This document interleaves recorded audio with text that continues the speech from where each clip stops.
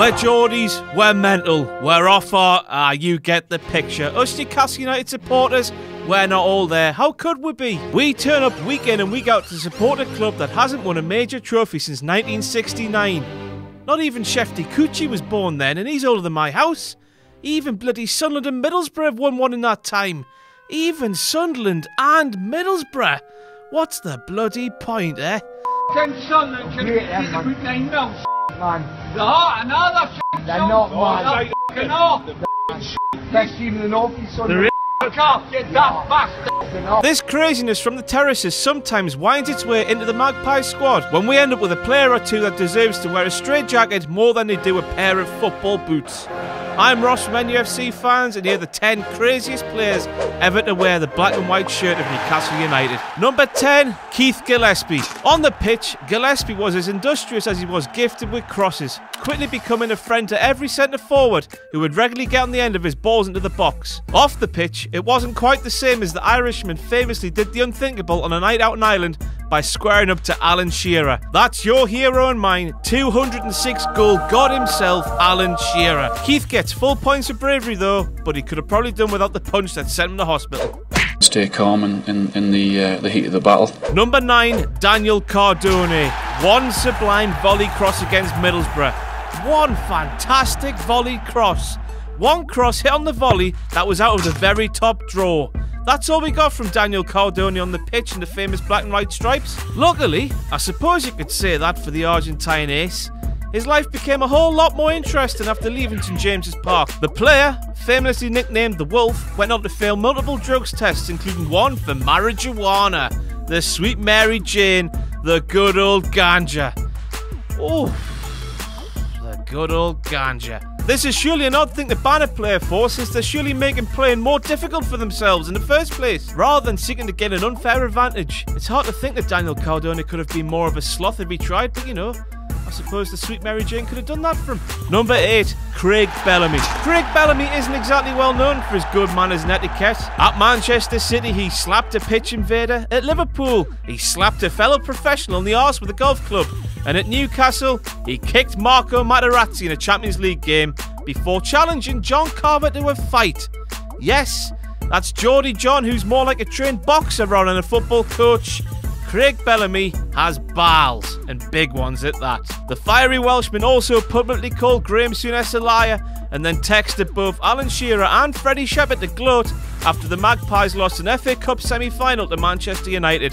Bellas was an unadulterated Radge packet, although he does appear to have mellowed out following retirement. Number 7, Joey Barton. Everybody's favourite bad boy of football. Barton accumulated a healthy rap sheet of football and misdemeanours and real-life crimes during 4 heavily interrupted years in the black and white. Highlights include kicking Dixon a 2-hoo in the crotch, punching Morton Gams Pedersen in the gut, and calling Alan Shearer, you know, your hero and mine, 206 goal god himself, a manager with tactics. But you know, he loved the club and all that, suppose he can get away with it, can't he? Number 6, Laurent Blanc. He may have had an absolute hammer of a left foot, but the Frenchman was also as mad as a box of frogs. Get it? Because he's French.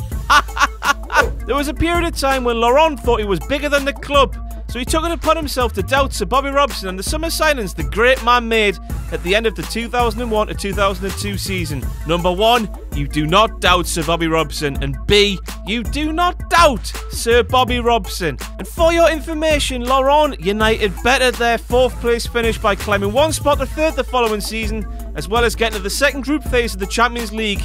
And Shola Amiobi scored at the Nou Camp. I repeat, Shola Amiobi scored at the Nou Camp.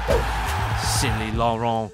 On top of all of that, Mr. Robert also famously signed off against Chelsea by taking off all of his clothes apart from a pair of tiny, grey, budgie smugglers. Bloody hell, there was nothing left of the imagination there, was there, lads? Number 5, Niall Ranger. The early signs for Ranger were great in Newcastle, as long as you ignored his criminal record from his time at Southampton.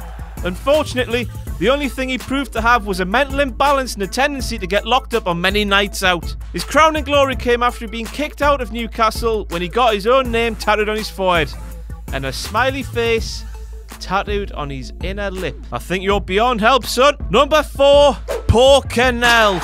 Fucking hell, it's Paul Canal! You might not know the name Paul Canal, but he's probably the most notorious Newcastle player not to still be a household name. Never heard of you. He was the first player to be sponsored by Nike, had a special pair of disco shoes made for him by the company, and also dated an American president's daughter. Canal's autobiography is bursting with stories such as terrifying Jasper Carrot, an accidental male-male penetration situation, and many drug deals.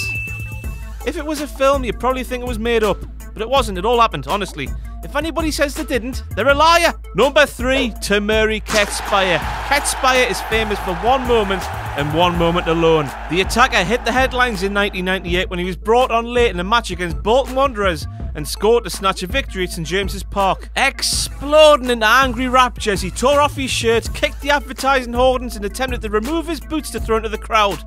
All this while ignoring spirited attempts by Alessandro Pistone to celebrate normally with him. Needless to say, Alessandro Pistone was injured during these events. Number 2, Tino Austria.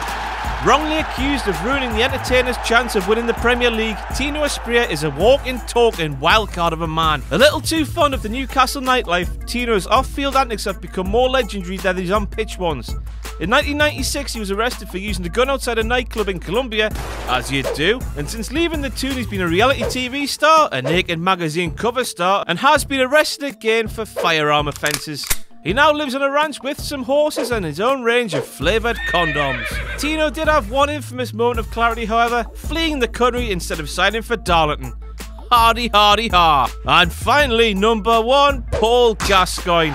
It takes a lot to keep Tino off top spot, but in Gaza, Newcastle United have one of the legitimate characters in sporting and entertainment history. Christened daft as a brush by Sir Bobby Robson, Gaza has never done it half-arsed. Taking flack for political gestures on the pitch in Scotland, controversial celebrations at Euro 96, and for that infamous Raoul Moat incident, you know, with the chicken and the fishing rods and all that malarkey. I've got a dressing gown, I've got some chicken, I've got some bread, I've got a can of lager, I've got a fishing rod. He's killed someone, which is not nice, really.